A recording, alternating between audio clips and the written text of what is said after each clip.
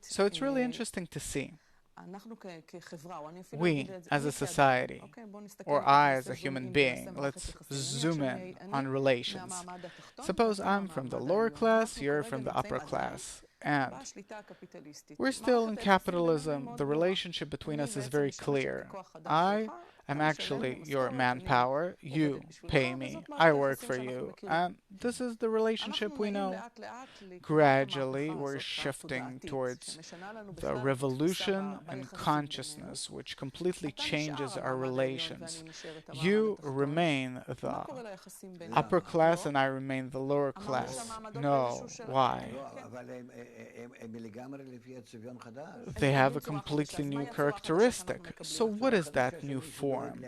The new form is he who cares for others is on top, and he who is less concerned or cares less for others is down below.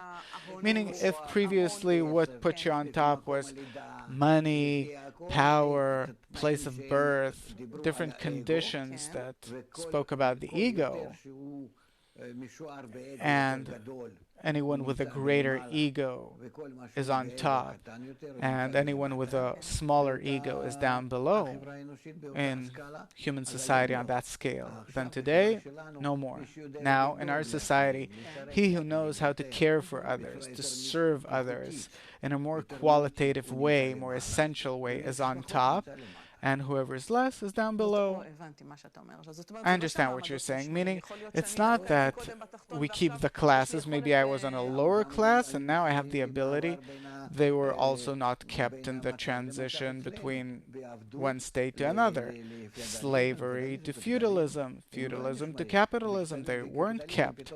In capitalism, suddenly, you have those that came from the village and suddenly became rich. He invented something new, and he wasn't a part of any noble family or something. Yeah. So in the new form, there will be differences, but according to the attitude, the willingness to work for the benefit of society, their willingness to bestow to society. So let's call it great and small. So what is the relationship between the great and the small, or the big and the little in this new relationship? No one is against it. Meaning there's no feeling of deprivation. Not at all. What I want to be instead of my father. If he bestows, if he cares for me and he gives, and he does it in a good and nice way and all the time for my own benefit, how can I be instead of him? I can be more than him, yes, but not instead of him. So every time, meaning the social elevators here, they don't contradict one another. Why? Because anyone can be greater than others. And in this kind of work where I bestow to society more and more, it doesn't erase your work. We're not in competition. Why? Because you can always bestow and there's no limitation over it. Marx says that the history of humanity are different forms of class struggles up to the society that we're talking about. The competition remains. There will be no longer class struggles. Bala Sulam writes that the competition remains, and that's what's good. We're talking from the perspective of nature. The competition remains. Everyone wants to be greater than the others in order to bestow more to society. But what does he get as a result? He doesn't get anything as a result from society or from anyone else, besides being respected. But it's not money or anything, or a new car or a bigger apartment or anything of the kind. But everyone knows that, yes, he is a great person. He bestows more, but nothing besides that. And that's how everyone is, and everyone has an opportunity, and no one is standing in the way of the other, because everyone bestows from the point of his soul into that general system. And what I can bestow to the system, you can never bestow that, ever. And everyone has to bestow, has to reach their complete realization in this one general soul. So what is the relationship? Today, our relationship is that you pay me and I work for you. What happens in the new system? What reward does the little get from the big or the small from the great? All in all, the reward that you get it from society, which is called God or the Creator, doesn't matter how you call it. Your reward is that you bestow, and this is what fulfills you. When you give a present to someone who you love, do you enjoy it? Very much. That's it. That's my reward. Yes, that's all you need. That's all you need. That's it. The main thing is to love. That solves all of our problems.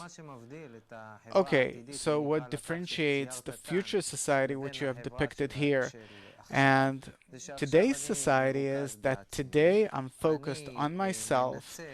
I exploit others for my own benefit. I squeeze everything I can out of them, not caring about them. And in the future society that you're depicting, the orientation turned upside down. Instead of squeezing you to the very last drop in order to fulfill myself, I'm looking at how can I benefit you from my special place? What will be the factor that will invert my way of thinking from using you for my own pleasure to taking all of my abilities and qualities and talents for your benefit? Because we as if changed the person along the way. We've depicted the future society, but what we did here in between, and we didn't talk about it, we gave birth to a new person that thinks the very opposite to what he thinks today. Right. So what will give birth to this new person? The wisdom of Kabbalah. That will do what? It has to appear before the whole of humanity and present itself as the light for the nations to allow them to change themselves. Without it, everything's lost. Do you believe that a person can change? He'll have to, according to the plan of creation. We see that throughout the generations, he only put on a different costume. Always those at the top exploited those at the bottom. Always. The Kabbalists wrote about it thousands of years ago, that this is how it's going to be, and that we'll go through all these phases, because all of these phases exist in the very first Havaya.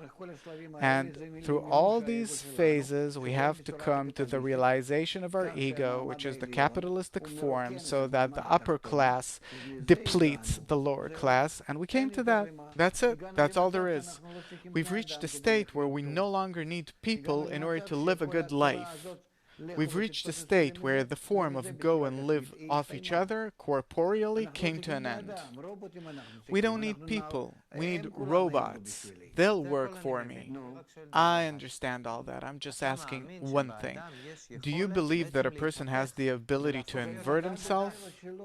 Mister, this is something that exists in human nature, that a person has to change his will to receive into a different desire in order to receive sufficient fulfillment, infinite fulfillment. It's the same ego, only in a new kind of realization, infinite realization.